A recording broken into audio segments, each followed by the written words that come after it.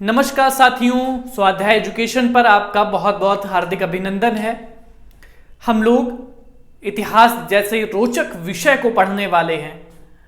इस रोचक विषय को पढ़ने से पहले इसकी जानकारी लेना बहुत आवश्यक है। हम लोग अभी तक इन्वायरमेंट इकोलॉजी और भूगोल जैसे विषयों को अध्ययन कर रहे हैं, लेकिन आगामी परीक्षाएं जैसे यूपीएससी की परीक्षा, यूपीपीसीएस सिविल सेवा परीक्षा को देखते हुए इतिहास के जो प्रश्न है वो हमारे एग्जाम में बढ़ रहे हैं। इसलिए एग्जाम की दृष्टिकोण से इतिहास को पढ़ना अति आवश्यक हो गया है। तो इतिहास को समझेंगे, इतिहास को जानेंगे, इतिहास को महसूस करेंगे। इतिहास सिर्फ एक विषय के तौर पर नहीं, एक एहसास, एक गौरवशाली परंपरा, एक विविधता में एकता, इस तरह से इतिहास को पढ़ेंगे। इतिहास को उस कहानी की तरह पढ़ेंगे जिस कहानी से पढ़ने पर मनुष्य का भी विकास हो और इसके साथ में आपको अतीत, वर्तमान और भविष्य की भी जानकारी हो। तो जैसा कि आप एक चीज अगर आप नहीं भी जानते होंगे फिर भी महसूस करते होंगे कि पृथ्वी, इतनी विशाल पृथ्वी, इतना विशाल ब्रह्मांड, उस ब्रह्मांड में कई सारी आकाश गंगाएं, उसमें कई लाखों और अरबों सौर मंडल में एक पृथ्वी, और एक पृथ्वी में छोटा सा एक देश भारत में छोटी सी जगह पे हम खड़े हैं। अब आप सोच लीजिए कि शायद पृथ्वी भी अगर ब्रह्मांड से गायब हो जाएगी तो इसका कोई अस्तित्व तो नहीं रह जाएगा। पता नहीं किस भ्रम में हम लोग जीते हैं। तो कहते हैं कि इतिहास पढ़ने के बाद उस भ्रम का ज्ञान, उस भ्रम को दूर किया जा सकता है और इतिहास की वास्तविकता को समझा जा सकता है। तो जब मानव जीवन का या फिर जब पृथ्वी की उत्पत्ति हुई करीब 4600 करोड़ साल पहले मानी जाती है। पृथ्वी की उत्पत्ति 4600 करोड़ साल मानी जाती है और इसको दो भागों में बांट कर देखा जाता है, जिसको एक को हिमयुग कहते हैं। यानी कहते हैं कि पहले पृथ्वी पर जो आज हम लोग वातावरण देख रहे हैं, जो पर्यावरण देख रहे हैं, जो पारिस्थितिकी देख रहे हैं, वो पहले नहीं थी। यानी पृथ्वी पर जीवन पहले नहीं था। वो जीवन इसलिए हिमयुग कहा जाता है कि पहले वातावरण में वो गैसें नहीं थी जो जीवन की उत्पत्ति के लिए आवश्यक थी। समय के साथ में समय अनुकूल परिवर्तन हुए और उन परिवर्तनों में आमूलचूल परिवर्तन के साथ में पृथ्वी का विकास हुआ। पृथ्वी के विकास के साथ साथ ही जीव जंतुओं का विकास हुआ।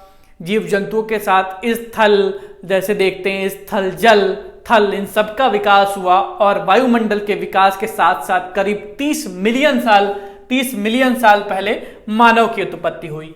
मानव या होमो, यानी जहां पर भी होमो शब्द आता है उसको मानव की उत्पत्ति से या मानव के विकास क्रम से जोड़कर देखा जाता है।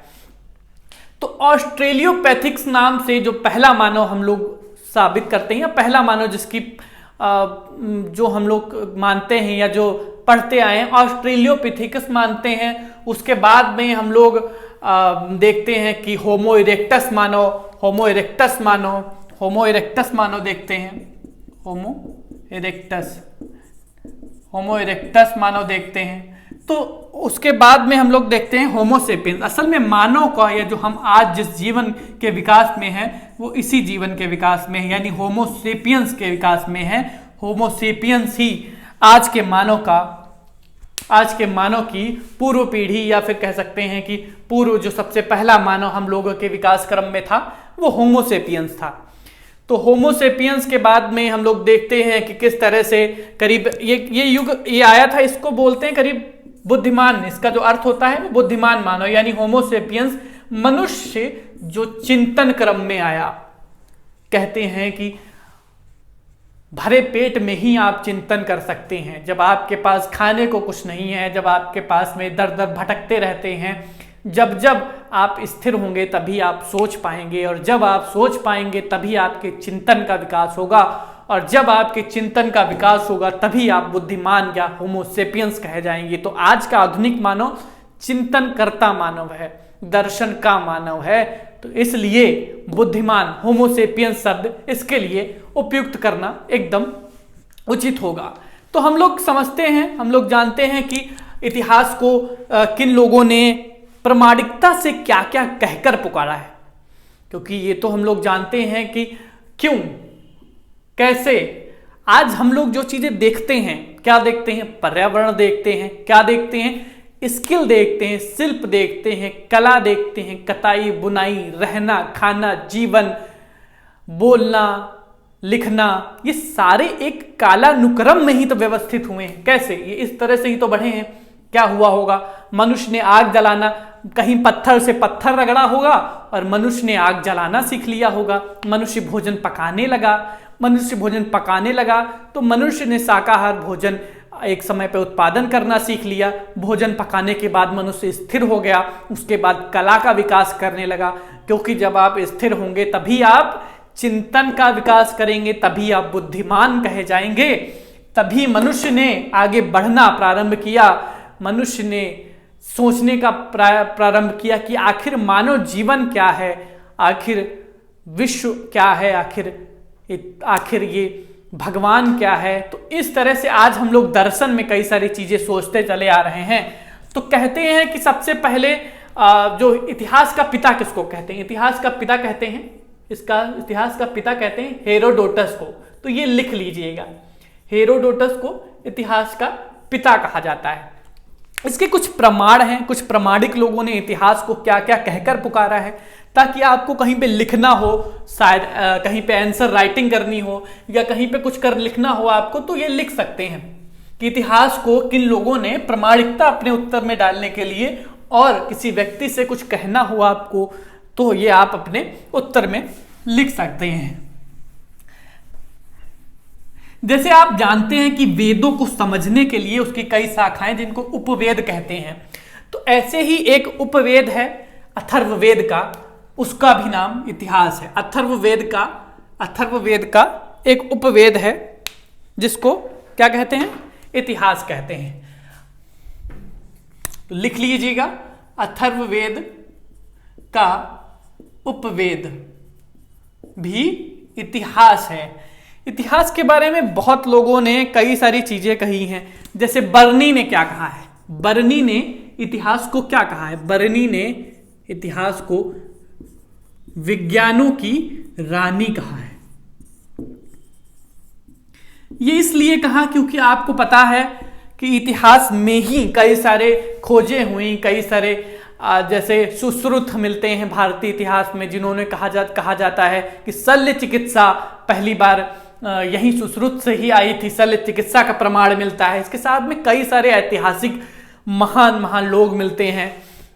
कौटिल्य ने कहा था इसको लेकर, इतिहास को लेकर, कौटिल्य ने कहा था कि राजा को अपना समय कुछ समय इतिहास चिंतन में लगाना चाहिए, इतिहास सुनने में, इतिहास बोध में लगाना चाहिए।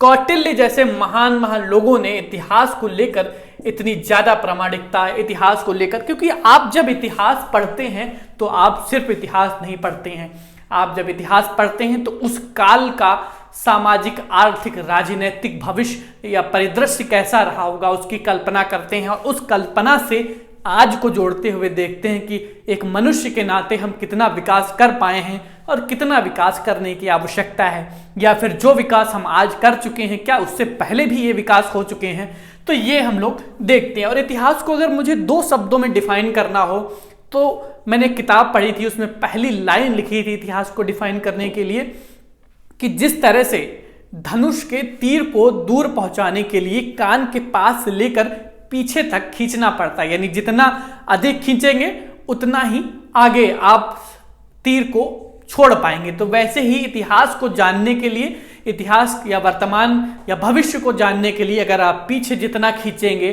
जितना आप इतिहास को समझेंगे, उतनी ही तेजी से आप आगे के समाज को समझने के लिए परिपक्व होंगे।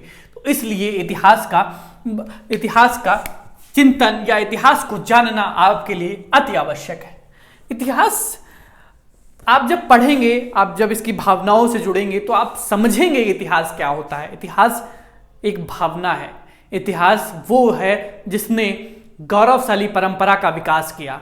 गौरवशाली परंपरा मनुष्य को लगने लगा था, जब उपनिवेशवाद आया तो भारत के लोगों को लगने लगा था कि भारत का अतीत बहुत ही बेकार रहा है, इसलिए भारत का मनुष्य बहुत उदास हो गया था। लेकिन कुछ ऐसे इतिहासकारों ने जिन्होंने उपनिवेशवाद के साथ में अपनी थ्योरी दी, कुछ ऐसे धर्म परिवर्तन या फिर ऐसे धार्मिक सुधार आंदोलन में करने आने वाले लोग जिन्होंने भारतीय इतिहास के गौरव की झलक दिखाई, उस गौरव की झलक से भारतीयों के अंदर या फिर यूरोप में जो रेनेसा हुआ था उसमें भी कुछ ऐसा ही हुआ था, जिसमें लोगों में पता चला था, लोगों को फिर से एहसास हुआ था कि नहीं, हमने पहले भी बहुत कुछ किया है, हम आगे भी बहुत कुछ कर सकते हैं। तो इतिहास वो गौरव है जो हमको आगे चलने के लिए प्रेरित करता है। अबुल फजल एक इतिहासकार था। तो अबुल फजल का कहना है, लिख लीजिए, अबुल फजल का कहना है कि इतिहास एक चिकित्सालय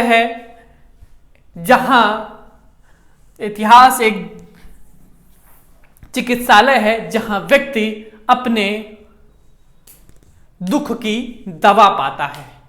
तो इस तरह से लोगों ने प्रामाणिकता सिद्ध कर दी। अब हम लोग देखते हैं कि भारत में किस तरह से विविधता में एकता बसी हुई है। भारत में आपको पता है कि कई सारे राजा आर्य आए, वो भी विदेशी माने जाते हैं, शक आए, हूण आए, ग्रीक परंपरा के लोग आए, कई सारे मुगल आए। ये सब भारत की धरती में इस तरह से सांस्कृतिक सामंजस्य इन्होंने बिठा लिया कि आज क्या आप कहीं ढूंढ पाते हैं शकों को, क्या आप कहीं ढूंढ पाते हैं हूणों को, क्या आप कहीं ढूंढ पाते हैं उन राजाओं को जो विदेशी, क्या आप उन यूनानी आक्रमणकारियों को ढूंढ पाते हैं जिन्होंने भारत में आके अपना स्थान ग्रहण किया। तो कहते हैं कि भारत में उन लोगों ने अलग अलग धरती से जो कुछ सीखा वो यहाँ पर लाकर उसका निवेश किया।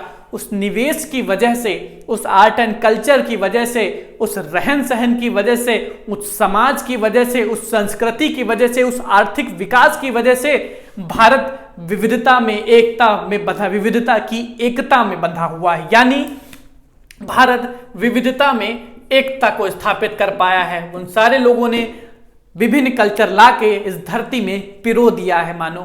तो इस तरह से हम लोग इतिहास को समझते हैं।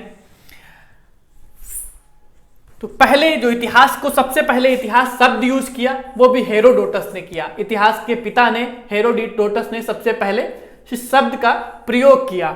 यूनानियों ने सबसे पहले इतिहास कहा था, यूनानियों ने इतिहास कहा और हेरोडोटस ने इस शब्द का पहले सबसे उपयोग किया।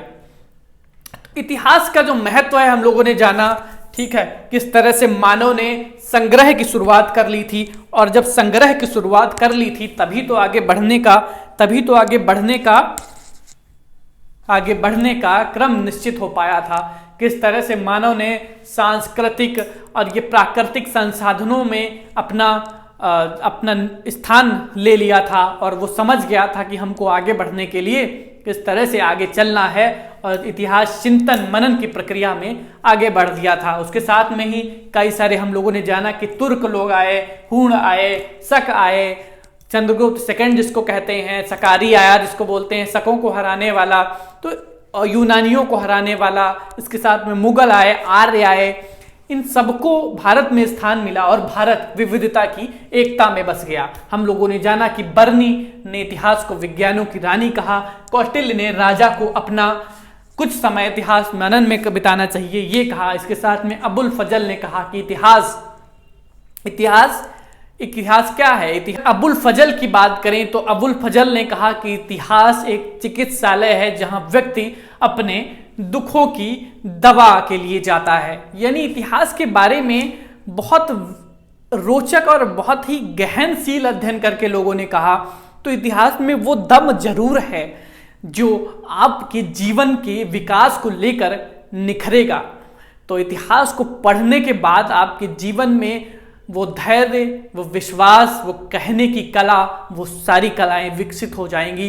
इतिहास का महत्व उतना है। एक प्रदेश के रूप में अगर मैं अब भारत की बात करूं, हम लोगों ने देख लिया कि इतिहास को किसने क्या क्या कहा, लेकिन अब हम लोग भारत के इतिहास को, भारत के शब्द के इतिहास को, भारत की विविधता में एकता के इतिहास को अच्छे से समझेंगे। तो समझने के लिए सबसे पहले इंडिया शब्द सबसे पहले किसने इस्तेमाल किया, तो लिख लीजिए। इंडिया शब्द का सबसे पहले इस्तेमाल किया यूनानियों ने। इंडिया शब्द का सबसे पहले इस्तेमाल किया यूनानियों ने। उसके बाद में ये नाम जो है हेरोडोटस ने इस्तेमाल किया। हेरोडोटस ने अशोक के अभिलेखों में, अगर भारत की बात की जाए तो अशोक के अभिलेखों में यही नाम जम्बू द्वीप के नाम से कहा आया जाता है कि गंगा से फैला हुआ मैदान, ब्रह्मपुत्र तक फैला हुआ मैदान जम्बू द्वीप था। और अशोक तो आपको सुना ही होगा कि महान सम्राट अशोक, जिसने उत्तर से लगा के तक्षशिला से, उत्तर से कांधार से लगा के दक्षिण तक का सारा साम्राज्य अपने साथ में कर लिया था, सारा साम्राज्य को विजित कर लिया था। कहा जाता है कि कलिंग युद्ध में जीत करने के बाद में अशोक ने अपना मन बदला, वो धम्म के रास्ते पे चला गया। अशोक इसलिए महान था क्योंकि वो अपने विचारों को बदल पाया। इस तरह से दर्शन में एक व्यक्ति है, उस व्यक्ति ने क्या किया, उस व्यक्ति के नाम पर एक महानता के पदचिन्ह को हम लोग बताते हैं। अब जैसे अशोक महान का नाम आ गया तो हम लोग सोचते हैं कि कोई व्यक्ति महान कैसे होता है। चूंकि हम लोग लीग से थोड़ा हट रहे हैं, लेकिन आपकी समझ को विकास करने के लिए इन चीजों का जानना अति आवश्यक है। तो महान कौन सी कसौटियां होती हैं जो व्यक्ति को महान बनाती हैं? कहते हैं कि हमारे जो मुंशी प्रेमचंद्र जी ने थे, मुंशी प्रेमचंद्र जिनको इतिहास में, साहित्य में महान का दर्जा दिया जाता है। क्यों दिया जाता है दर्जा? क्योंकि 100 वर्षों के या फिर लंबे अरसों को उन्होंने सिर्फ 30 वर्षों के इतिहास काल में इतना आगे बढ़ा दिया।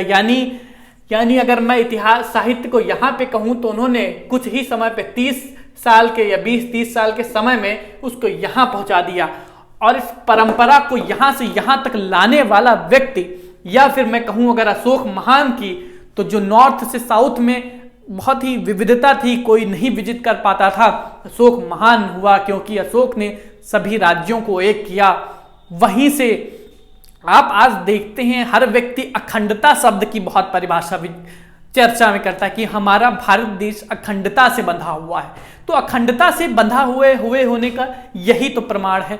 अशोक जैसे महान लोगों ने पूरे भारत से लगा के दक्षिण तक अपना साम्राज्य विकास किया। और अखंडता, जैसे आज हम लोग पाकिस्तान जैसे पड़ोस में कई सारे देश, जैसे पाकिस्तान हुआ, म्यांमार हुआ, बांग्लादेश हुआ, भूटान, नेपाल, इन देशों को, उन देशों का अपने देश यानी भारत का, या अशोक के अनुसार, अशोक के अभिलेखों में या अशोक के अनुसार जम्बू द्वीप मिलता है। भारत को अशोक के अनुसार जम्बू द्वीप कहा जाता है, यानी जम्बू द्वीप है, ये जम्बू द्वीप है। तो ये लिख लीजिएगा, नोट्स जरूर बनाना है। नोट्स के अनुसार ही आपका कोई प्रश्न तो इससे बाहर बिल्कुल नहीं रह जाएगा, लेकिन नोट्स जरूर बनाना है। प्रदेश के रूप में भारत को सबसे पहले कहां वर्णित किया गया? तो पाणिनि ने सबसे पहले, लिख लीजिए।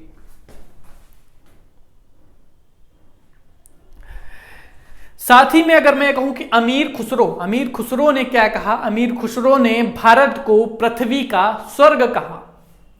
अमीर खुसरो ने भारत को पृथ्वी का स्वर्ग कहा। और अगर मनुस्मृति की बात करें, मनुस्मृति को आप जैसे मनु के बारे में जानते हैं, तो मनु कहते हैं कि पहला मनुष्य जिसको मनु कहते हैं, और हम सब मनु की संतान हैं।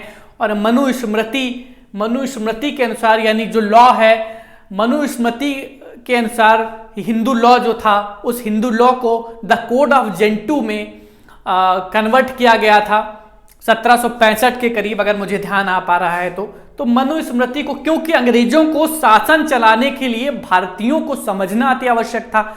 और भारतीयों की जो लीग थी, भारतीयों का जो जड़ थी, वो थी किसमें? वो थी आस्था में, वो थी धर्म में, वो थी वेद थी, वो पुराणों में, वो थी हिंदुओं के कानून में। तो उस कानूनों को जानने के लिए ऐसे ऐसे अनुवाद किए गए, जैसे कालिदास की अभिज्ञान शाकुंतलम का सर विलियम जोन्स ने अनुवाद कराया। तो इस तरह से अनुवाद, कई सारे साहित्यों के अनुवाद कराए गए। इस तरह से मनुस्मृति में कहा गया है भारत को ब्रह्म ऋषि देश, आर्यावर्त या मध्य देश के नाम से जाना जाता है। लिख लीजिए।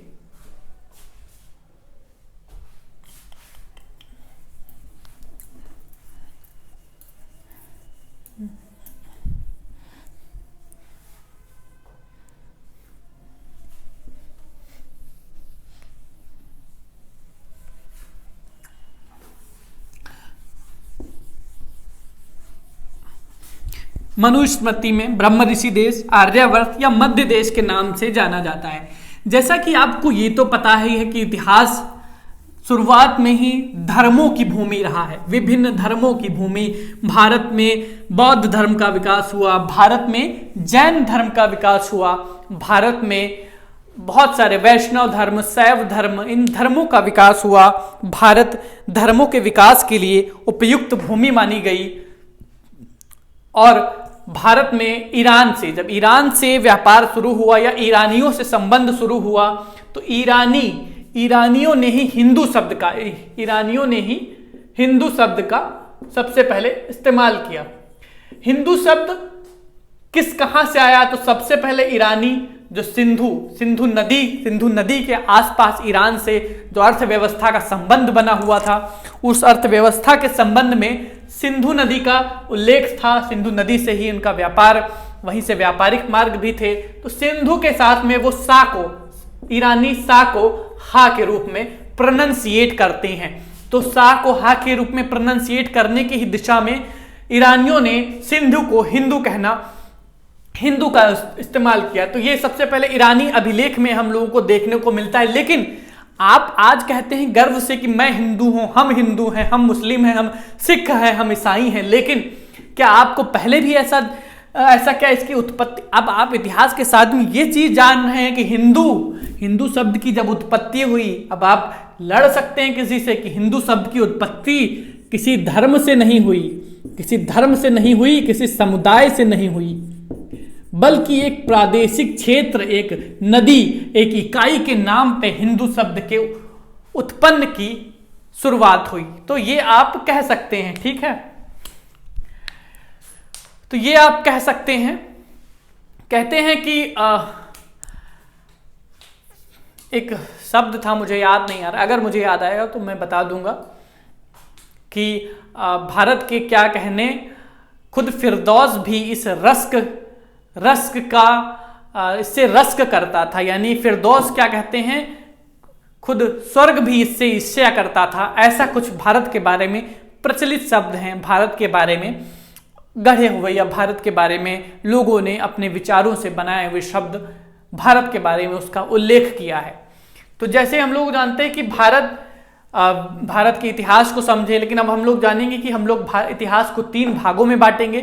प्राचीन भारत देख लेते हैं, प्राचीन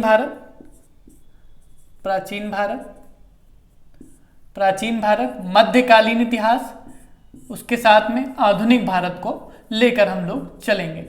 तो प्राचीन भारत, मध्यकालीन भारत, आधुनिक भारत। लेकिन प्राचीन भारत की शुरुआत अगर हम लोग इसकी ऑथेंटिसिटी को माने तो 1904 में विंसेंट स्मिथ ने एंशिएंट हिस्ट्री नाम से एक किताब लिखी थी, भारत का प्राचीन इतिहास। विंसेंट स्मिथ, वहीं से इतिहास के बारे में हम लोगों को मोटी मोटी झलक मिलनी प्रारंभ हुई। इतिहास के बारे में हम लोगों को जानना वहीं पे हम लोग ने शुरू किया। तो भारत का प्राचीन इतिहास लिख लीजिएगा अपने नोट्स में।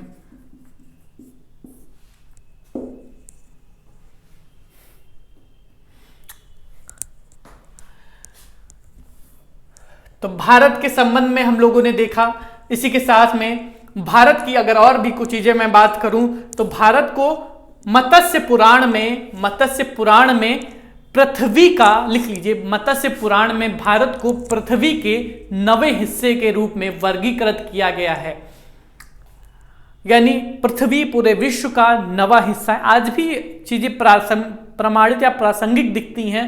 उन लोगों ने शायद उतना पैमाना भी इतना अच्छा शुद्ध नहीं था, लेकिन कहीं ना कहीं कोई शक्ति या कोई आत्मचिंतन, कोई मनन, कोई शक्ति, कोई प्रभावी शक्ति कार्य कर रही थी। उस कार्य शक्ति से ही इतनी एक्यूरेट इंफॉर्मेशन आज के समय की भी पहले के समय की आज के समय पे मैच होती दिख जाती है कई समय पे। तो बृहत्तर भारत की जो अवधारणा थी वो भी मनुस्मृति से हम लोगों ने देखा कि मनुस्मृति में ब्रह्मावर्त, मध्य देश और क्या कहा गया था, बताइए? मध्य देश और आर्यावर्त कहा गया। और इसके साथ में मनुस्मृति में ही 14 मनु की संकल्पना, यानी 14 मनु की संकल्पना की गई, यानी 14 मनुष्य हुए जो 14 तरह के हुए। और जो भारत में मनु को ही सर्वप्रथम पहला मनुष्य मानते हैं, यानी मनुष्य से ही हमारी पीढ़ियों का विकास हुआ, मनु ही था। तो मनु ने ही सारे उसका विकास किया था। और इसके साथ में 2 मनु के बाद में ही 2 सूर्य और चंद्र नाम की यहीं से वंशज हुए, और इन्हीं से ही सूर्य से ही इक्ष्वाकु वंश कहा जाता है। इक्ष्वाकु वंश की जो अवधारणा आपको देखने को मिलती है वो यहीं से ही, मनु से ही, और उसके बाद सूर्य के साथ में चंद्र के साथ में इक्ष्वाकु वंश की अवधारणा देखने को मिलती है आपको। इतना सब कुछ हम लोगों ने पढ़ लिया सिर्फ इतिहास को जानने के लिए, सिर्फ इतिहास को समझने के लिए। अभी इतिहास विषय को हम लोगों ने प्रमाणिक तरह से शुरू नहीं किया। अभी सिर्फ हम लोग इतिहास की जानकारी, इतिहास क्यों महत्वपूर्ण है, इतिहास जानना क्यों आवश्यक है, इतिहास कैसे पढ़ेंगे, लेकिन उसके साथ में कुछ डेटा जरूर नोट कर लीजिएगा कि भारत का प्राचीन इतिहास नाम की किताब 1904 में विंसेंट स्मिथ ने प्रकाशित की थी। तो प्राचीन इतिहास को समझेंगे, प्राचीन इतिहास को जानेंगे, हम लोग जानेंगे कि किस तरह से भारत जो है पृथ्वी का स्वर्ग है, किस तरह से विभिन्न दर्शनों ने यहाँ पर आके अपना स्थान लिया और अपनी भूमि को यहीं पे समेटा। तो अब हम लोग पढ़ेंगे कि किस तरह से हम लोग पुराने समय को, यानी मनुष्य का जब विकास हुआ तो मनुष्य के पास सभ्यताएं शुरुआत से ही तो नहीं रही होंगी, जाहिर सी बात है। उसके पास में उतने संसाधन भी नहीं रही होंगे, जाहिर सी बात है। मनुष्य जब आया होगा तो सोच बस वो अपने सर्वप्रथम उसको भूख का सहारा, अगर उसको लगा होगा कि यार उसके पेट में भूख लगी है तो सबसे पहले भूख को मिटाया जाए। कुछ खाना तलाशना शुरू किया तो खाने की तलाश में सबसे उपलब्ध साधन कुछ भी दिखा, घास मनुष्य को सूठी नहीं की होगी, मनुष्य ने सोचा होगा कि अपना ये भोजन तो नहीं, मांस मनुष्य के साथ में सामंजस्य बिठा लिया तो मांस खाना शुरू कर दिया और मांसाहार हो गया, मनुष्य मांसाहारी था। आज के समय की जो बातें शुरू होती हैं, यार मैं शाकाहारी हूँ, मैं तो शाकाहार खाता हूँ, मैं तो भोजन उत्पादन करता हूँ। तो मैं एक आपको सत्य बता दूं, आज नई नई वैज्ञानिक रिसर्चों में भी ये प्रमाणित हो चुका है कि पेड़ पौधे में भी जीवन होता है। तो हम लोग जो अनाज खाते हैं वो पेड़ पौधों से या इस तरह से ही उत्पन्न होता है। तो अगर हम लोग हत्या करते हैं तो क्या सिर्फ एक जीव की हत्या करना खराब है, क्या पेड़ पौधों की हत्या करना खराब नहीं है? तो इस तरह से अगर मांसाहार की बात करें, शाकाहार भी एक इलीट वस्तु है। जब अग्नि नहीं थी, जब उत्पादन नहीं था, जब पेट खाली होता है तो उन पीढ़ियों का, यानी हमारे पीढ़ियों के सबसे पहले शाकाहारी नहीं मांसाहार ही रहे होंगे। शाकाहारी तो अब एक इलीट वस्तु बन चुकी है, और शाकाहार तो अब के समय में हम लोग अपना सकते हैं। क्या पहले समय में अपना सकते थे? बिल्कुल नहीं। तो प्राचीन भारत को पढ़ने के लिए सबसे हम लोग पहले जानेंगे कि काल विभाजन।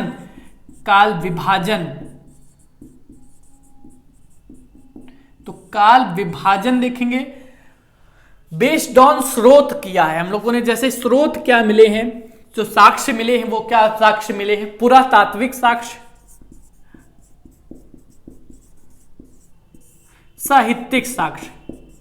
यानी सीधी सी बात है, अगर किसी समय के समाज को जानना है तो वहां के लोगों की चीजें आपको मिलनी चाहिए, तभी आप एक अंदाजा लगा सकते हैं कि इस जगह का मनुष्य इतना विकसित था। वहां की जब आपको चीजें मिलेंगी, उसके साथ में वहां पे अगर साहित्यिक स्रोत मिल जाएंगे तो आप वहां के समाज को भिन्न भिन्न लोगों की दृष्टि से पढ़ पाएंगे, और उस पढ़ने के बाद ही आप ये निर्धारित कर पाएंगे कि उस समय का समाज कैसा रहा होगा, कैसा था।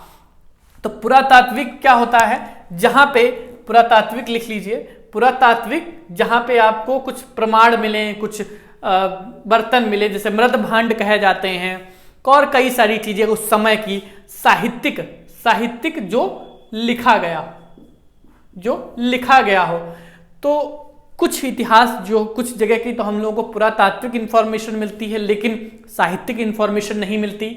और कुछ जगह की हम लोगों को साहित्यिक इंफॉर्मेशन मिलती है या पुरातात्विक नहीं मिलती है, और कुछ जगह इन दोनों की चीजें मिलती हैं लेकिन मैच नहीं करती हैं। तो इतिहास को प्रमाणित कब से माना जाता है? जब आपको पुरातात्विक चीजें भी मिले, जब आपको साहित्यिक चीजें भी मिले, और इन दोनों को प्रमाणित करने के लिए वो उस दोनों समय काल से मैच कर रही होंगी, उसी इतिहास को प्रमाणित इतिहास माना जाता है।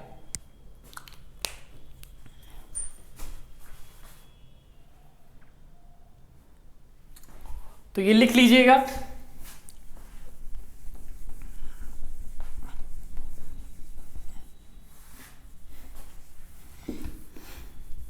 इतिहास बहुत ही रोचक विषय है। इतिहास के बारे में जब आप पढ़ेंगे तो आप समझेंगे, चीज़ों को एनालिसिस करेंगे, आप देखेंगे कि आज जो आर्किटेक्चर हमारे घरों का है, जो प्रादेशिक मतलब एक भूगोल के अनुसार हर जगह का आर्किटेक्चर अलग अलग है। जैसे आप बर्फीले इलाकों में जाएंगे, नेपाल जैसे एरिया में आप देखते हैं कि शंकुधारी घर बने होते हैं, यानी बर्फ पड़ती है तो किस तरह से बर्फ पड़ी होगी शुरुआत में, तो लोगों ने उसके बचाव के लिए उस तरह की छतों का निर्माण करना शुरू किया होगा। उसी तरह से ही आज आप हर जगह में विविधता पाते हैं, वो लंबे कालक्रम का ही परिणाम है जो आज हम लोग देखने को मिलता है। तो इतिहास को, प्राचीन इतिहास को हम लोगों ने जिस तरह से डिवाइड कर किया है, तो उसमें सबसे पहले हम लोगों ने डिवाइड किया है प्रागैतिहासिक काल। प्रागैतिहासिक काल,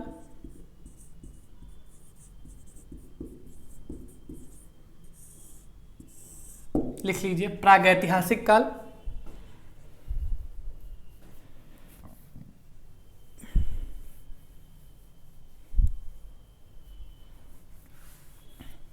इसके साथ में आद्य ऐतिहासिक काल, आद्य ऐतिहासिक काल, इसके साथ में ऐतिहासिक काल।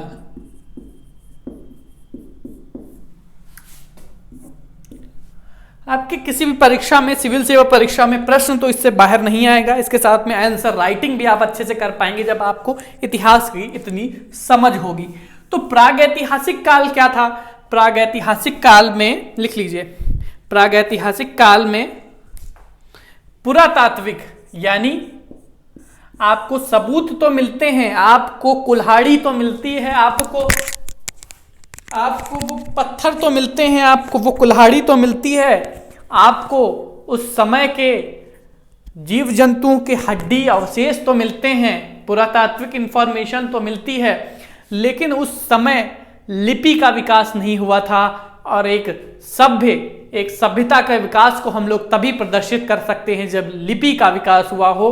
तो लिपि का विकास नहीं हुआ था, तो पुरातात्विक स्रोत तो अवेलेबल है। हम लोगों ने जाना था कि जब पुरातात्विक स्रोत भी अवेलेबल हो, साहित्यिक भी अवेलेबल हो, और दोनों अपने समय काल से मैच करते हों, उसी को ही हम प्रमाणित इतिहास मानेंगे। तो प्रागैतिहासिक काल, प्रागैतिहासिक यानी प्री हिस्टोरिक काल जो था, प्री हिस्टोरिक पीरियड जो था, वो जो प्रागैतिहासिक काल था उसमें पुरातात्विक तो मैच करता था लेकिन साहित्यिक कोई प्रमाण नहीं था। इस वजह से हम लोग उसको प्रमाणित इतिहास नहीं मानते हैं। तो प्रागैतिहासिक काल में हम लोग प्रागैतिहासिक काल को देखते हैं। तो पूरा प्रागैतिहासिक काल को हम लोगों ने डिवाइड किया था 3 भागों में, पुरा पाषाण काल, पुरा पाषाण काल, मध्य पाषाण काल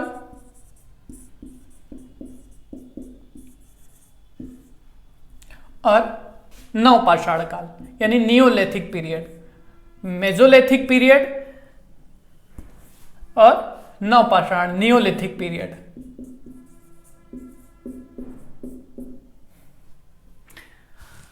ये लिख लीजिए।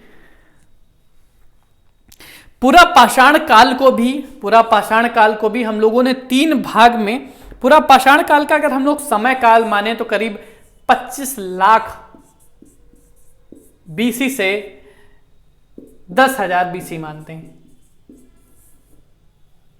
25 लाख बीसी से 10,000 बीसी मानते हैं। और पूरा पाषाण काल में ही आपको याद है भीमबेटका, बहुत आपके प्रश्न में पूछा जाता है भीमबेटका की गुफाएं कहां प्रचलित हैं। तो मध्य प्रदेश के रायसेन डिस्ट्रिक्ट में विंध्याचल पहाड़ी पे स्थित भीमबेटका की गुफाएं आपको पुरा पाषाण काल के ही समय में, इसके साथ में पुरा पाषाण काल को भी 3 भागों में डिवाइड किया जाता है। पुरा पाषाण काल में ही हैंड एक्स कल्चर यानी कुल्हाड़ी जैसे हथियार जो कि कहां से, मद्रास के पल्लवरम नाम से मिले थे। हम लोगों ने पुरा पाषाण काल, मध्य पाषाण काल और नव पाषाण काल तो देख लिया, पुरा तात्विक है ये। पुरा पाषाण काल, अब हम लोग इसको डिवाइड करेंगे। अब हम लोग पुरा पाषाण काल, मध्य काल और नव पाषाण काल को सबसे पहले इस 3 भाग को जो हम लोगों ने डिवाइड किया है, इन तीनों को समझेंगे। मुझे तो मिटालना पड़ता है बार बार, आप लिख लीजिए।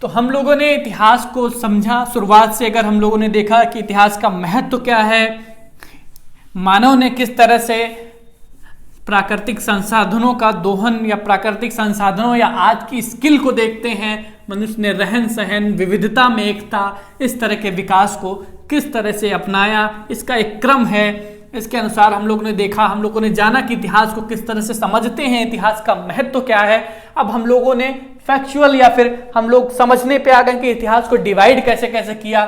तो हम लोगों ने पुरा पाषाण काल, पुरा पाषाण काल, मध्य पाषाण काल, मध्य पाषाण काल, हम लोगों ने प्रागैतिहासिक काल को देखा, प्रागैतिहासिक काल को देखा। इसके साथ में हम लोगों ने आद्य ऐतिहासिक और ऐतिहासिक काल को देखा। इसको 3 भागों में डिवाइड किया, मध्य पाषाण, पुरा पाषाण और इसके साथ में नव पाषाण। इसके भी 3 हिस्से अब देख लीजिए, लिख लीजिए। इसके भी 3 हिस्से, निम्न पुरा पाषाण काल, इसको भी 3 हिस्से में, निम्न पुरा पाषाण काल, मध्य पुरा पाषाण काल, मध्य पुरा पाषाण काल, उच्च पुरा पाषाण काल, उच्च पुरा पाषाण काल। निम्न पुरा पाषाण काल का जो समय माना जाता है करीब 25 लाख बीसी से 9 लाख बीसी, 25 लाख बीसी से इसका जो समय माना जाता है वो माना जाता है, हाँ, 9 लाख बीसी से माना जाता है। और इसका समय 9 लाख बीसी से करीब 40,000 बीसी तक माना जाता है। और 40,000 बीसी से 10,000 बीसी उच्च पुरा पाषाण काल का समय माना जाता है। अगर पूरा पाषाण काल के समय की बात करें तो 25 लाख बीसी से 10,000 बीसी तक माना जाता है। और उसको अगर इन भागों में डिवाइड करें तो इन समयों में इसका डिवीजन आपको देखने को मिलता है। तो अगर निम्न पुरा पाषाण काल की बात करें तो निम्न पुरा पाषाण काल में ही भीमबेटका की गुफाएं रायसेन डिस्ट्रिक्ट में, लिख लीजिएगा, भीमबेटका रायसेन डिस्ट्रिक्ट में, इसको अलग करिए तब तक, रायसेन डिस्ट्रिक्ट में लिख लीजिएगा। इसके साथ में ही एक संस्कृति जिसको बोलते हैं चोपर संस्कृति, उसका भी विकास हुआ यहीं पे ही, चापर संस्कृति का विकास हुआ। इसके साथ में ही अगर हैंडेक्स कल्चर की बात करें, यानी हस्त कुठार की संस्कृति, जब मनुष्य ने अपना भोजन, अपना आवास या रहन सहन स्थापित करना शुरू किया होगा तो वहां की चीजों को, यानी अपने भोजन को पाने के लिए कुछ ऐसे उपकरणों का इस्तेमाल करना, यानी कुल्हाड़ियों का, कुठार का इस्तेमाल करना शुरू किया गया होगा। क्योंकि हमको इसके पुरा पाषाण काल के या प्रागैतिहासिक काल के अगर मैं कहूं तो पुरातात्विक स्रोत मिलते हैं, लेकिन साहित्यिक स्रोत नहीं मिलते हैं। उन पुरातात्विक स्रोतों के आधार पर ही हम समय काल को डिवाइड कर पाए हैं, वहां की साइट्स को, वहां के महत्वपूर्ण साइट्स को जान पाए हैं। तो हैंडेक्स कल्चर अगर मैं कहूं तो ये भी निम्न पुरा पाषाण काल, या फिर अगर आपके सवाल में है पुरा पाषाण काल, तो वहां पर देखने को मिलता है। इसके साथ में अगर मैं कहूं कि जो प्रागैतिहासिक काल है, प्रागैतिहासिक काल, जैसे हम लोगों ने देखा था कि इतिहास का पिता हेरोडोटस को कहा जाता है, वैसे ही प्रागैतिहासिक काल का पिता कहा जाता है, किसको कहा जाता है? प्रागैतिहासिक काल का पिता कहा जाता है, लिख लीजिए, अल्बर्ट ब्रूसफुट को प्रागैतिहासिक काल का पिता कहा जाता है। सॉरी, अल्बर्ट ब्रूसफुट नहीं है, वो रॉबर्ट ब्रूसफुट है। रॉबर्ट ब्रूसफुट को प्रागैतिहासिक काल का पिता कहा जाता है। तो ये आप लिख लीजिएगा। अगर मैं हैंडेक्स कल्चर की बात करूं तो मद्रास के एक स्थान पे जिसका नाम है, क्या नाम है? मद्रास के पल्लवरम नामक स्थान पे ही उस समय के काल में ही, यानी इस समय के काल में ही हस्त कुठार पाए गए। आपको पता है कि कार्बन 14 की पद्धति से हमको पता चलता है कि समय काल क्या रहा होगा। उन समय काल के आधार पे हम लोगों ने जो डिवाइड किया, तो मद्रास के पल्लवरम नामक स्थान पे हमको ये प्रमाण मिलता है कि हैंडेक्स कल्चर वहां पे मिला था। इसके साथ में चापर संस्कृति की बात करें, लेकिन इसकी कुछ महत्वपूर्ण साइट भी हैं। निम्न पुरापाषाण काल की हम लोग अभी बात कर रहे हैं, तो निम्न पुरापाषाण की महत्वपूर्ण साइट्स हैं। तो एक साइट आप लिख लीजिए भीमबेटका आपने लिख लिया है। लिख लीजिए सोहन घाटी, बेलन घाटी, ये आप निम्न पुरापाषाण काल में ही लिख लीजिए।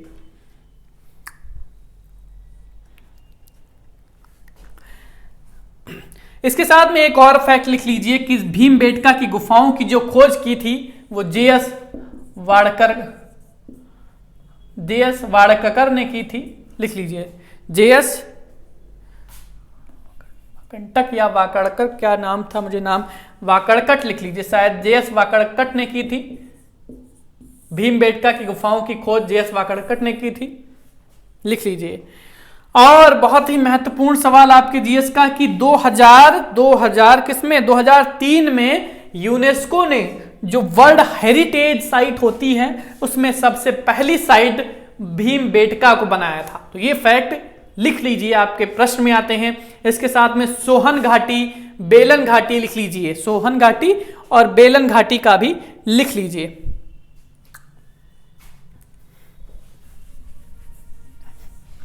अब अगर हम लोग मध्य पुरापाषाण यानी इसकी बात करें, मध्य पुरापाषाण काल की बात करें, यानी इसकी बात करें, तो मध्य पुरापाषाण काल में आप लिख लीजिए, इसका जो समय काल था वो क्या था? 9 लाख से 40,000 BC, 9 लाख से 40,000 BC, बिफोर क्राइस्ट, यानी ईसा का जन्म जो 2000 साल पहले हुआ था। 2000 साल के इतने साल पहले, 2000 साल को इसमें ऐड करेंगे, उसके बाद अगर आप आधुनिक समय को निकालना चाहेंगे तो आप निकाल सकते हैं।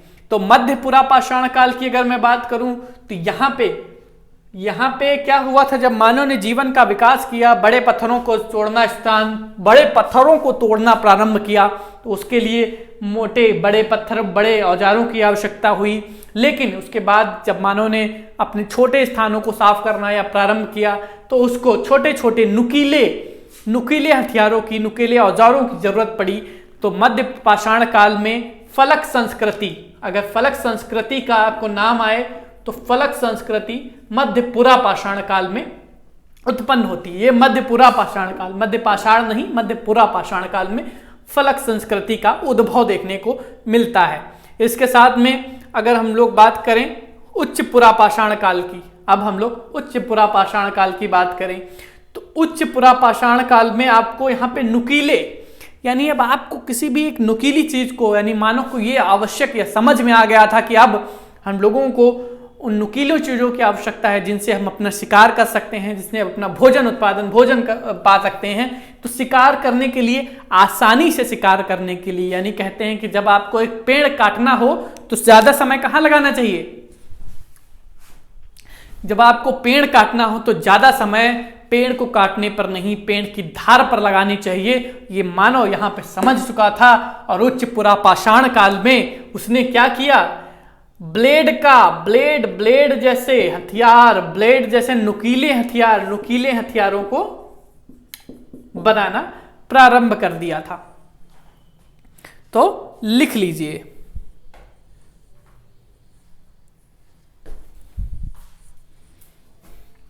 अब अगर हम लोग ये लिख लिया आप लोगों ने, अब अगर हम लोग मध्य पाषाण काल की बात करें, हम लोगों ने देखा डिवाइड किया, अब अगर हम लोग मध्य पाषाण काल की बात करें, ये रहा मध्य पाषाण काल।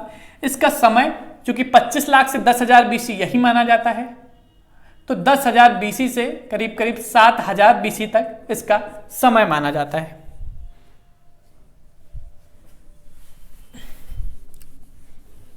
ये एक ऐसा समय माना गया जो इन एक क्या कहते हैं, एक संक्रमण काल, यानी एक संक्रमण काल रहा, जिस संक्रमण काल में हम लोगों ने पुरा पाषाण से नव पाषाण काल के बीच में जब छलांग लगाई, हर छलांग लगाने के बीच में रहता है एक फासला, और उस फासले का नाम ही है मध्य पाषाण काल।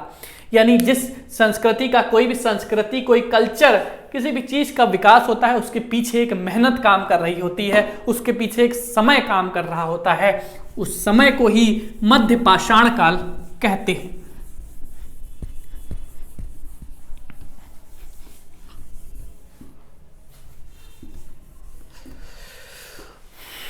काल के बाद में हम लोगों ने पुरा पाषाण काल को 3 भागों में डिवाइड करने के बाद में हम लोगों ने देखा निम्न पुरा पाषाण काल, मध्य पुरा पाषाण काल में किस तरह से फलक संस्कृति, और निम्न पुरा पाषाण काल में किस तरह से हस्त कुठार संस्कृति, इसके साथ में चापर संस्कृति का विकास हुआ। उसके बाद में जो नव पुरा पाषाण काल, यानी जो नया पुरा पाषाण काल था, उसमें विकसित हुए ब्लेड जैसे नुकीले हथियार विकसित हुए। लेकिन अगर मैं मध्य पाषाण काल की बात करूं तो मध्य हम लोगों ने ये तीनों स्टेजेस पढ़ ली। अब हम लोग इस पे आते हैं मध्य पाषाण काल पे। तो मध्य पाषाण काल को हम लोग, मध्य पाषाण काल में अब हम लोग यहीं से ही नुकीले हथियार बनाने लगे थे। इसके बाद में हम लोगों ने पत्थर के छोटे हथियार बनाने शुरू कर दिए।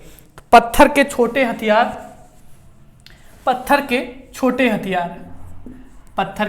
हथियार हम लोगों को समय के साथ साथ समझ आने लगा कि आवश्यकता क्या है, जरूरत क्या है, तो पत्थर के छोटे हथियारों को बनाना प्रारंभ कर दिया। इसके साथ में हम लोग अगर इसकी इंपॉर्टेंट, यहाँ पे हम लोगों ने अस्थि हड्डियों के बने औजारों की भी अस्थि मंजर हमको मिलते हैं, मध्य पाषाण काल में ही मिलते हैं अस्थि पंजर। इसके साथ में इसकी अगर इंपॉर्टेंट कुछ साइट की बात करें तो एक बागौर साइट जो मिलती है हम लोगों को, बागौर साइट मिलती है जो कि राजस्थान में मिलती है। यही मध्य पाषाण काल की लार्जेस्ट साइट कही जाती है, लार्जेस्ट साइट ऑफ मध्य पाषाण काल। इसके साथ में सराय नहर जो कि उत्तर प्रदेश में मिलती है, सराय नहर या महदहा हुआ, ये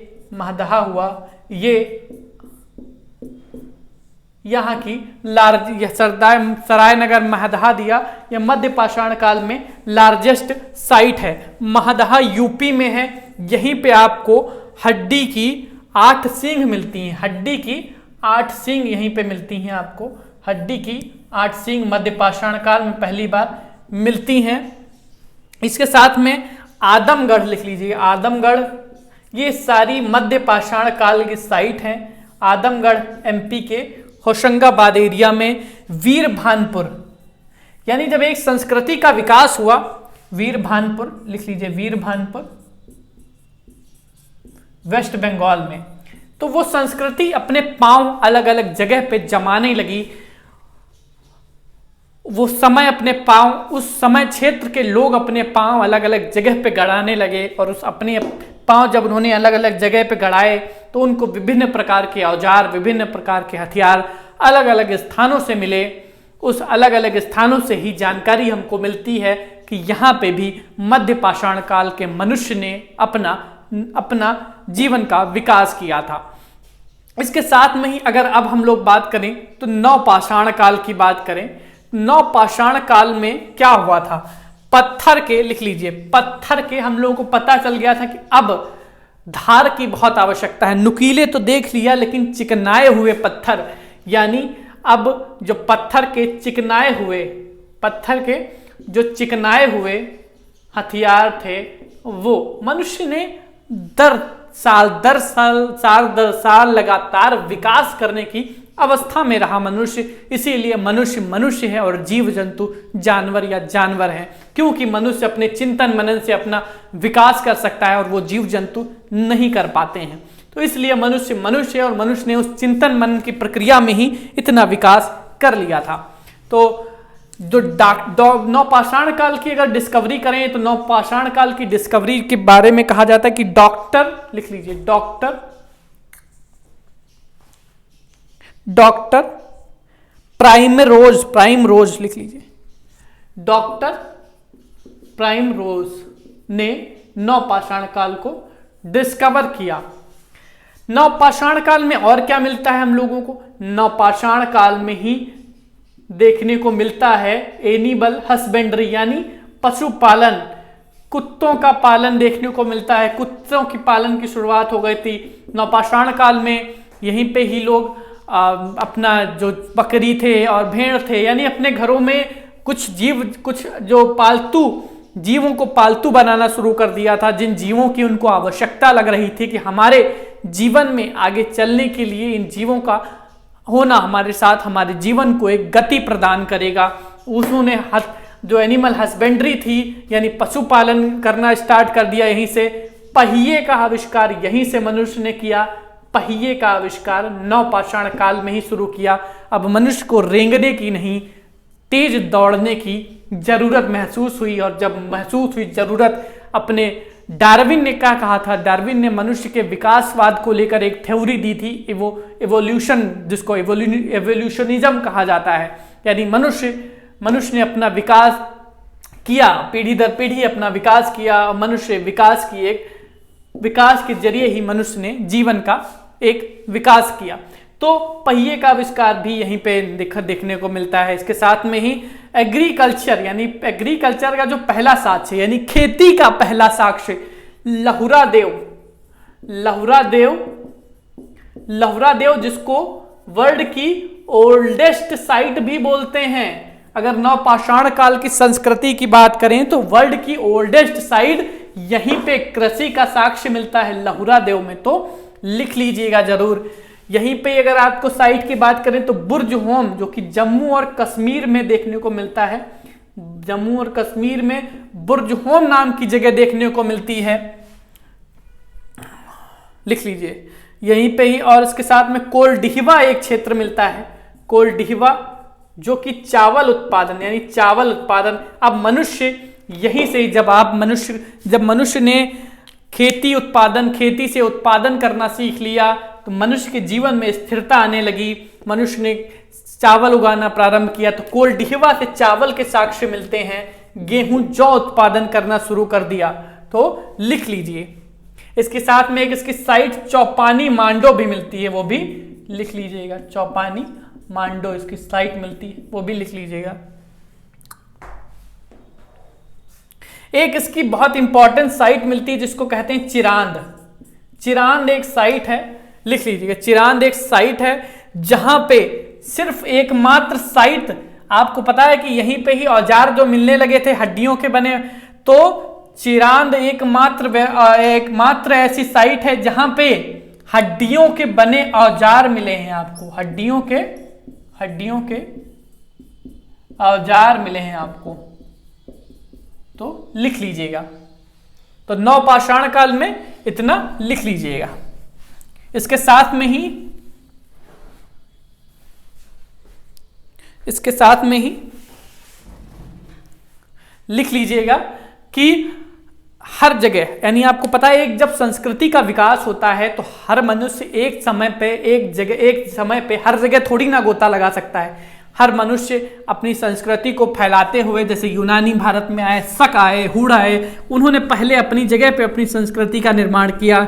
उसके बाद में भारत में आके मिल गए और भारत में उसको संस्कृति मिल गई उनको। इस तरह से भारत में जब दक्षिण भाग की बात करें तो गोदावरी से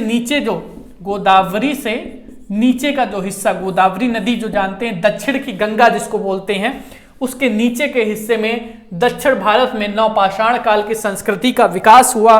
और उसकी कुछ साइट आपको मिलती हैं जो दूसरी साइट है। इसके साथ में जैसे आप देख रहे हैं कि पहला जो इन्होंने नवपाषाण कालों ने इन्होंने तो चावल उगाना शुरू किया, गेहूं जौ सब उगाना शुरू किया। लेकिन अगर मैं साउथ की बात करूं तो इनकी जो पहली जो क्रॉप थी वो थी बार्ले, रागी। इनकी जो पहली क्रॉप थी वो थी रागी, यानी इन्होंने मोटे अनाज का उत्पादन ये लोग साउथ में कर रहे थे।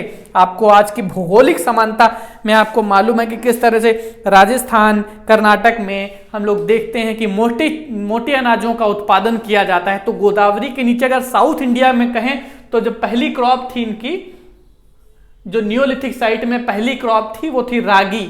उसके बाद में इन्होंने गेहूं जौ सब कुछ उगाया, लेकिन पहली क्रॉप रागी थी। और उसके बाद में साउथ की कुछ महत्वपूर्ण साइट के बारे में लिखे हम लोग जान लें तो लिख लीजिए संगन कल्लू। ये जो आंध्र प्रदेश का एरिया जो आप देखते हैं, आंध्र प्रदेश का एरिया, तेलंगाना का जो एरिया है आजकल वो देखते हैं, संगन कल्लू। उसके बाद में साथ में देख लीजिए नागार्जुन कोंडा,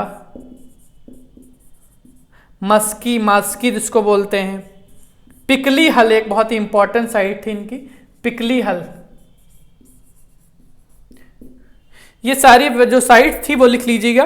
कुपगाल एक साइट थी इनकी, कुपगाल इधर लिख लीजिएगा, कुपगाल।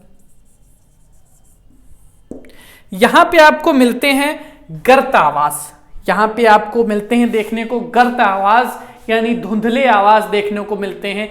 राख के टीले, संगन कल्लू में आपको राख के टीले मिलते हैं, गर्त आवास देखने को मिलते हैं। आंध्र प्रदेश का एरिया है और यहीं पे आपको यहाँ की इंपॉर्टेंट साइट संगन कल्लू, नागार्जुन कोंडा, मास्की, पिकली हल, कुपगल, कोडेक्कल लिख लीजिएगा, एक कोडेक्कल लिख लीजिएगा। अब आप प्रागैतिहासिक काल के बाद में, प्रागैतिहासिक काल से रिलेटेड हम लोगों ने देखा पुरापाषाण काल, मध्य पाषाण काल, नवपाषाण काल। पुरापाषाण काल में हम लोगों ने निम्न पुरापाषाण काल, मध्य पुरापाषाण काल, उच्च पुरापाषाण काल देखा। उसके बाद में मध्य पुरापाषाण काल देखा, किस तरह से हम लोगों ने औजारों का विकास किया हम लोगों ने देखा। उसके बाद नवपाषाण काल की जानकारी ले ली और प्रागैतिहासिक काल की सारी जानकारी आप लोगों ने ले ली। लेकिन उसके बाद में, अब उसके बाद में कौन सा काल आएगा? प्रागैतिहासिक काल के बाद में हम लोगों ने सबसे पहले जाना था कि आएगा आद्य ऐतिहासिक काल। तो आद्य ऐतिहासिक काल आपकी हेडिंग डाल लीजिए, आद्य ऐतिहासिक काल।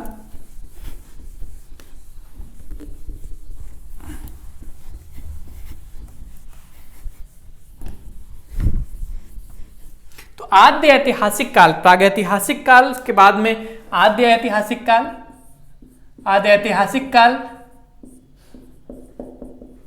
आद्य ऐतिहासिक काल। उसके बाद में जो ऐतिहासिक काल था वो था। तो प्रागैतिहासिक काल के जो थे पुरातात्विक साक्ष्य मौजूद थे लेकिन साहित्यिक साक्ष्य मौजूद नहीं थे। लेकिन अगर हम लोग आद्य ऐतिहासिक काल की बात करें तो इसमें पुरातात्विक साक्ष्य भी आपको मिलते हैं और साहित्यिक साक्ष्य भी मिलते हैं, यानी वहां के समय के जो औजार थे, वहां के समय की जो चीजें थी, मनका थे, वहां के सब कुछ मिलते हैं। इसके साथ में साहित्यिक अगर देखें तो साहित्यिक प्रमाण भी मिलते हैं। लेकिन हम लोगों ने इतिहास को जानने से पहले क्या देखा था? हम लोगों ने देखा था कि पुरातात्विक साक्ष्य के साथ में साहित्यिक साक्ष्य जब तक अपने समय से मैच नहीं करेंगे, यानी वो पुरातात्विक साक्ष्य जो मिले हैं और जो साहित्यिक साक्ष्य मिले हैं उनको उस समय के दृष्टिकोण से जब तक संपन्न नहीं माना जाएगा तब तक हम लोग उस काल के इतिहास को या प्रमाणित इतिहास को डिफाइन नहीं कर सकते। तो यहाँ पे यही हुआ, पुरातात्विक साक्ष्य मौजूद हैं और साहित्यिक साक्ष्य भी मौजूद हैं, लेकिन वो दोनों अपने समय काल से मैच नहीं करते हैं। तो इसलिए पुरातात्विक साक्ष्य और साहित्यिक साक्ष्य में इतनी मैनेजमेंट होने के कारण, यानी इसमें मिसमैच होने के कारण हम लोग इसके काल विभाजन को उतना प्रामाणिक नहीं मानते हैं और ऐतिहासिक काल के बाद प्रामाणिकता मानते हैं, प्रामाणिकता सिद्ध हो जाती है। तो ऐतिहासिक काल में भी यही हुआ, दोनों एक दूसरे के पूरक नहीं थे। यहीं पे ही सिंधु घाटी सभ्यता की बात करें तो इसी समय पे आई। इसके साथ में अगर हम लोग वैदिक काल की बात करें तो वैदिक काल भी इसी समय का है।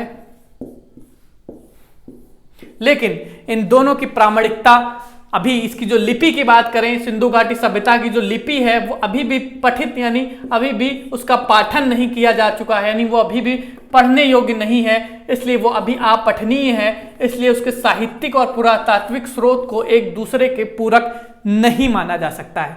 तो ये चीज आप लिख लीजिए, आपके सवाल आपके एग्जाम में बहुत महत्वपूर्ण माने जाते हैं।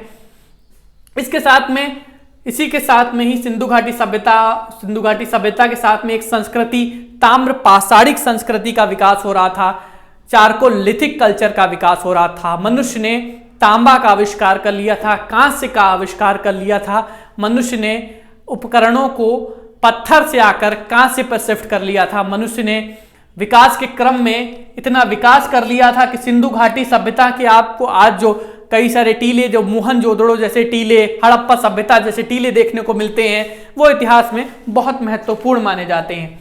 तो ताम्र पाषाण काल हम लोग सिंधु घाटी सभ्यता अगली कक्षा में पढ़ेंगे इसके साथ में, लेकिन हम लोग ताम्र पाषाण काल जो संस्कृति थी उसके बारे में थोड़ी सी जानकारी ले लेते हैं। तो ताम्र पाषाण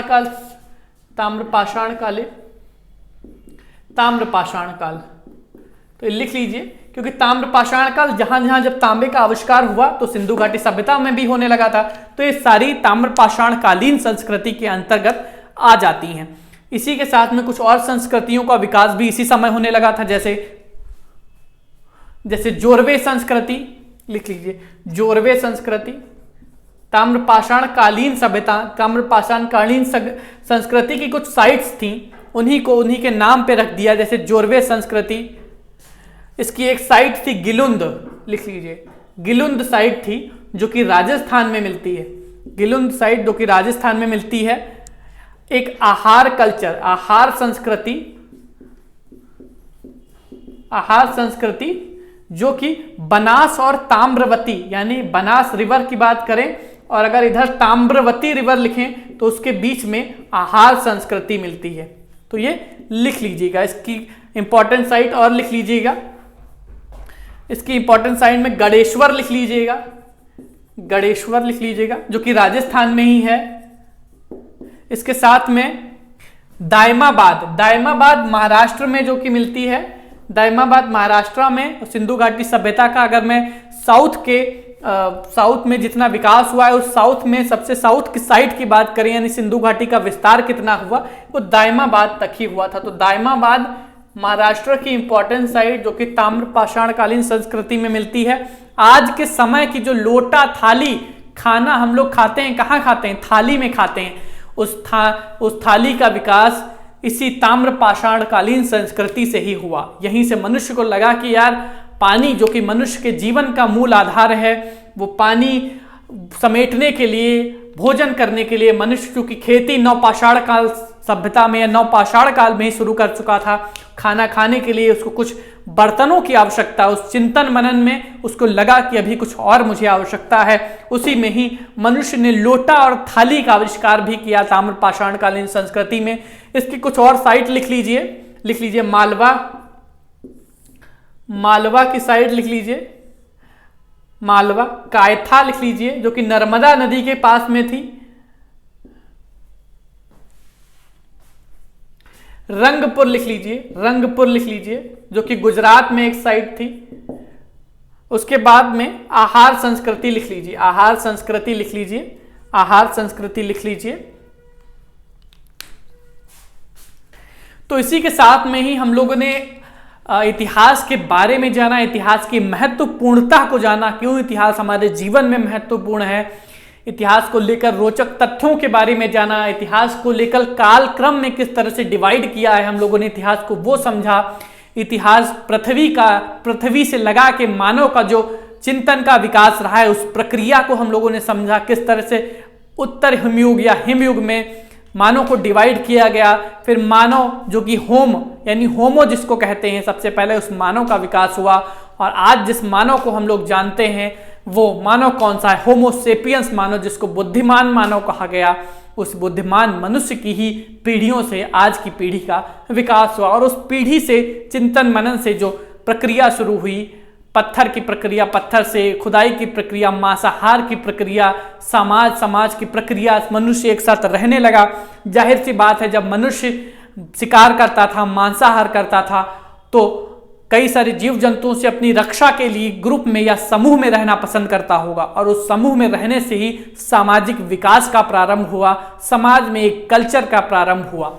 तो इन सभी तथ्यों को समेटते हुए इतिहास को मैं उम्मीद करता हूं कि आपके लिए रोचक बना पाया हूंगा, और अगर मैं आपके इस विषय को इसी तरह से रोचक बनाते हुए आगे लेकर चल पाऊंगा तो इस वीडियो को ज़्यादा से ज़्यादा लोगों तक पहुंचाएं, ताकि इतिहास को बेहतर ढंग से समन्वित करके हम लोग आगे का मार्गदर्शन कर पाएं। हमको इतना ही प्यार देते रहिए। आगे की क्लास सिंधु घाटी सभ्यता से शुरू होगी। सिंधु घाटी सभ्यता को एक ही क्लास में हम लोग पूरी तरह से खत्म करेंगे। तब तक के लिए नमस्कार और धन्यवाद।